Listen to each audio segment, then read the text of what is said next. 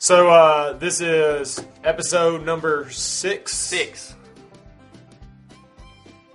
Six of Wednesday Words of Wisdom.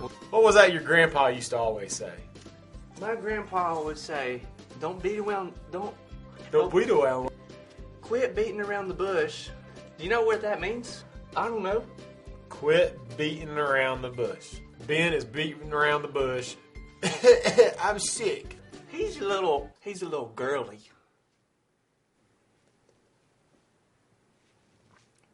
Don't beat around the bush. So am I beating around the bush or am I not beating around the bush?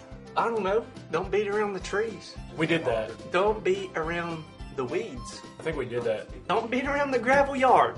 Didn't we do that? People will complain. Do you know where the saying beat around the bush came from?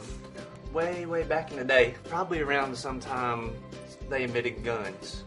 And the birds would hide in the bush. What kind of bird? Quail? I don't know what kind of bird that is, but yeah. Ducks don't get in bushes. So, to get the birds flustered and fly away where you can shoot them, you have to beat the bush so the birds would fly away and you can shoot them. Thus comes a term, beating around the bush. You want to beat around the bush when you're bird hunting. Yeah. So, beating around the bush really would be getting to the point of hunting. If you don't beat around the bush, then you're just delaying not hunting. I don't know. Can you act like a bush? No. Birds don't live inside. Duh. You don't want to beat around the bush and just like let it fly over your head or whatever.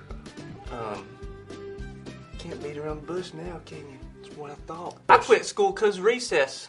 So speaking of beating around the bush, Fall retreat. do we need to say anything else about fall retreat? October 8th and 9th is fall retreat. Did you know that? There's lots of fun games at fall retreat that you've never heard of. Be there. Come on. That was some good wisdom. Duh.